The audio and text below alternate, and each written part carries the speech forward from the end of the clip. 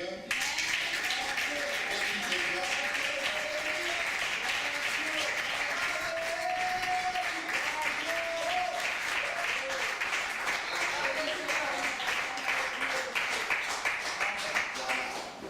Dieu vous bénisse abondamment. Amen.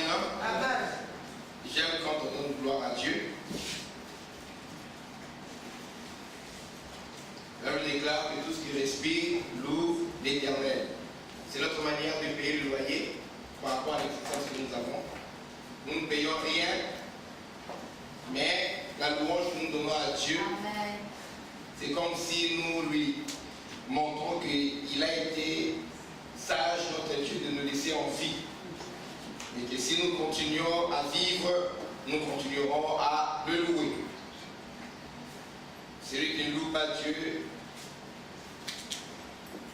commet un péché.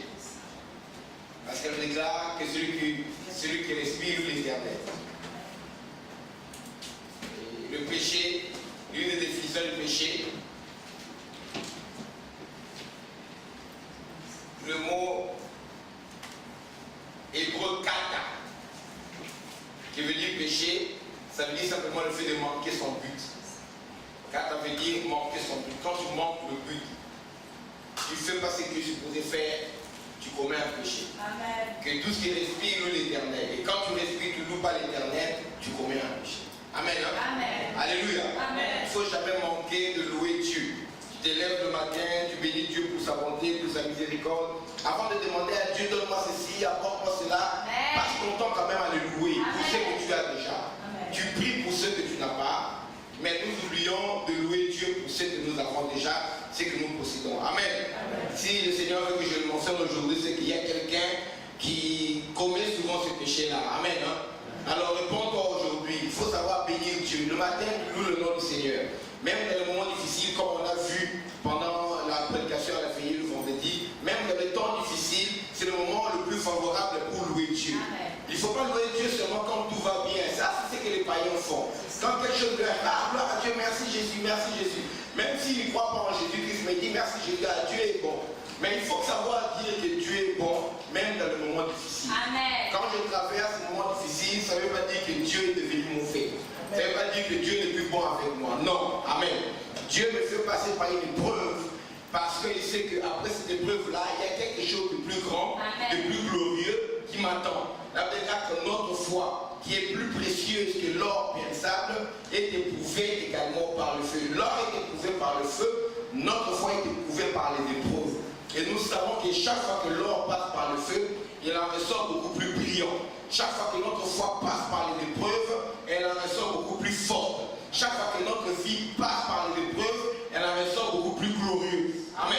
Amen. Sans les épreuves, il n'y a pas de gloire. Même Jésus, avant de porter la couronne de gloire, il a porté la couronne d'épines. Amen. Amen. Alléluia. Il ne faut pas être de ceux-là qui ont peur des moments difficiles, de ceux qui croient que quand les temps difficiles arrivent, c'est que Dieu n'est pas avec eux. Non, Dieu ne part pas. Il est l'Éternel qui était, qui est, qui vient. Il est toujours là. L'Éternel, je suis. Amen. Amen. C'est toi maintenant qui te positionnes comment par rapport à Dieu. Demande-toi quelle est ma position par rapport à Dieu, parce que Dieu ne part pas. Il a été. David dit, où est-ce que j'irai loin de ta face? Dans le ciel tu y es, sur la terre tu y es, dans les eaux plus bas que la terre tu y es aussi. Il n'y a aucun endroit où tu peux te dire, aller dans l'univers où tu ne verras pas la présence de Dieu. Amen. Hein? Amen. Donc il faut savoir reconnaître Dieu, et même dans les moments difficiles, au milieu de l'épreuve, je parle à quelqu'un ce matin. Amen. Amen. Amen. Même dans ton épreuve là, Dieu est là. Amen. Dieu est là. Amen. Qui pouvait croire qu'on prend les trois compagnons de Daniel, Shadrach, Meshach et Abednego. Pendant qu'ils étaient dans leur chambre, ils n'ont pas fait la manifestation de Dieu. Pendant qu'on les a arrêtés, ils n'ont pas fait la manifestation de Dieu. Quand les jugeaient, on les condamnait, ils n'ont pas fait la manifestation de Dieu. Mais quand on les a jetés dans la fournaise ardente, là, déclare que le feu était tellement fort que les gens qui sont venus pour les jeter dans cette fournaise, ces gens ont brûlé. Leurs bourreaux ont brûlé, sont morts. Et ils sont descendus vivants dans le feu.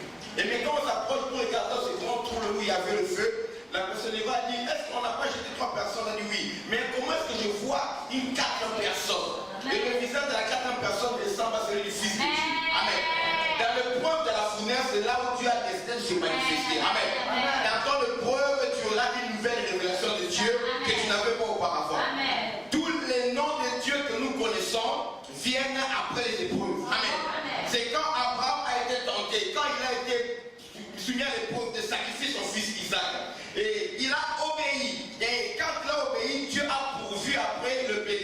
tu le bénis à la place d'Isaac, c'est en ce moment-là qu'on a cité le nom de Jéhovah Jireh, Yahweh Jireh, qui veut dire que l'éternel pouvoir. Amen. Amen. Si Abraham n'était pas passé par cette épreuve, nous n'allions pas avoir la révélation de Jéhovah Jireh. Tous les noms de Dieu que vous savez là, oh Jéhovah Sabaoth, l'éternel Dieu des armées, c'est au travers des épreuves que Dieu se révèle. C'est quand tu es malade que tu sauras que notre Dieu s'appelle Yahweh Rapha, l'éternel Dieu qui guérit. C'est quand tu es dans les problèmes, tu cherches la paix, que tu sauras que notre Dieu s'appelle Yahweh Shalom, l'éternel Dieu ma paix. C'est quand on t'accuse des choses que tu n'as pas faites et que tu sauras que Dieu est ta justice qui s'appelle Yahweh Chikim. Alléluia. C'est dans le moment difficile que Dieu se révèle.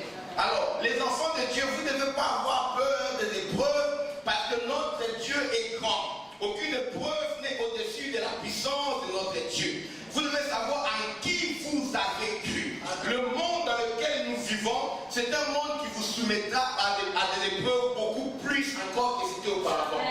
2013 était plus dur que 2012 et je vous assure, il n'y a rien de bon qui se présage dans l'horizon par rapport à 2014. Amen. Je le dis par rapport au monde. Mais nous savons que notre Dieu est le maître des temps et des circonstances. Alléluia.